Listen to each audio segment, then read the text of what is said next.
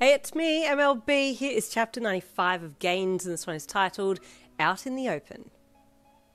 Yep, you said, sounding just as dumbfounded as her. You couldn't believe it either, having now heard yourself say it. What? How? I have so many questions, she squealed. I bet you do, you replied with a sweat-dropped look on your face. Can I ask? She begged. I mean, I feel like it would have been weird if you just said, okay, that's cool, and then left, you said with a small chuckle. Start at the beginning, she squealed, bouncing around on your bed to get comfy. Okay, well, you already know about them both having a thing for me, and then Kiri came and interrupted because he wanted to go to the gym, you reminded her. Yes, so what happened after that? She squeaked. Okay, Mina, you're way too into this, you chuckled, looking at her basically heart-shaped eyes. But okay, it gets wild, so hang on tight, you warned. I am strapped in and so ready for this ride, she squealed with glee. Oh god, okay, so you started, then launched into how it all came about. Who asked first, who asked second, the hand-holding, cuddles, kisses. So who's the better kisser? Mina asked excitedly. You hummed questioningly. Honestly, they're both amazing in their own ways. I love them both for their own qualities.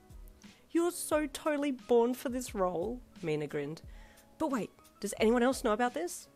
No, so if I do hear of anyone talking about it, I'll know it's come from you, you said pointedly. Oh, babe, this is hot tea, and I'm not about to spill it. It could burn somebody, Mina gasped, lunging at you and grabbing you around the middle to tackle you sideways and backwards onto the bed. Okay, well, thank you. I'd appreciate if you kept it quiet for now. I don't really know how to break it to the class, or my parents for that matter, you said with dread. There was too much going on in your family life right now to bring this into the mix, but it was only a matter of time before you'd have to say something, especially if you were inviting the boys over for dinner with your mum.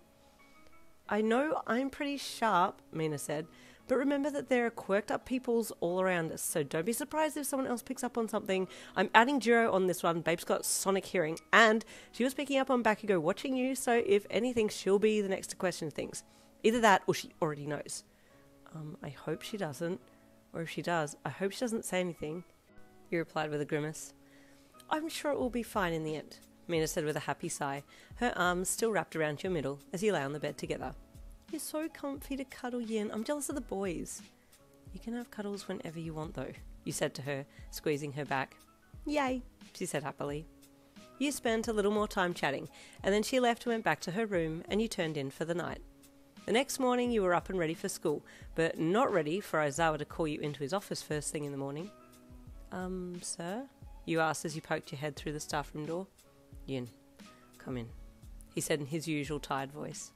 You stepped in and walked over to him while he remained seated at his desk. I have the results of your quirk evaluation, and I also have something to tell you, he said. You nodded hesitantly and sat down in the chair that was by his desk. He silently handed you some papers, and you took them and started reading them over. There were a whole heap of stats and graphs, and he gave you a few seconds to take it all in before explaining it to you. The red line is you, in comparison to other quirks like yours, as well as your baseline and perceived output, he said, then waited for you to realise what you were looking at. Oh, you suddenly said when you realised just how over the top all of your red lines were. Yes, he replied. Now please turn the page over. You did so and your eyes flew open. What? You gasped, looking up at him. Yes, your quirk power is equal to Endeavour's, he stated. What? But, you spluttered. Yin, Aizawa said to get you to look at him. I rigged the machines to zap you, even when you hit maximum output. You went beyond what you thought was possible. You stared at him, and then looked back down at your paper and just continued to stare. That was it. You couldn't do anything else but that. So in light of this information, you have been given the opportunity to get personalised training at Quirked, he said.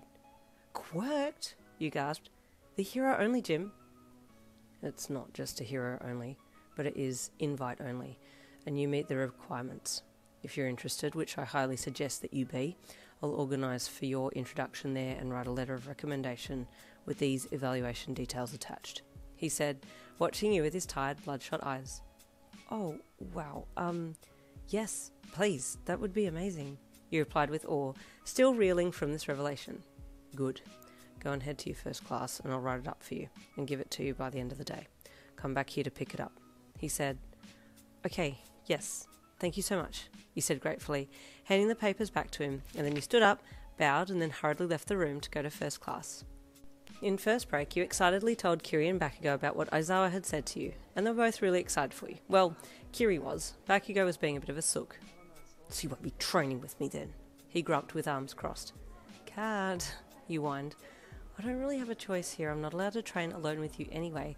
If I turn this opportunity down, well, that's just silly. This is Quirked we're talking about. I'm so stoked. I wonder if Crimson Riot goes there, Kiri gushed. Could you get his autograph if you see him? I'm sure he wouldn't mind. If I see him, I'll definitely try, he said with a smile. But I actually have to go there for training, remember? So I can't be running around getting signatures the whole time. Oh, that's true, Kiri said. Sorry. That was so unmanly of me to ask you to do that. No, I don't mind at all, he said, smiling at him and then looking at Bakugo, who was just watching you. And what do you want, Kat, since I'm now a genie granting wishes? You said, mainly teasing Kiri. A kiss, Bakugo said lowly. This caught you off guard and you suddenly went a little bashful. Not here, you said in a hushed whisper, while everyone was walking around you guys. Actually, me too, Kiri chimed in. Okay, later, both of you. Now we have to go back to class before the next bell, you said, quickly breaking up the happy family before things got out of hand. And there ends Chapter 95. Stay tuned for Chapter 96 coming tomorrow. I'll see you then.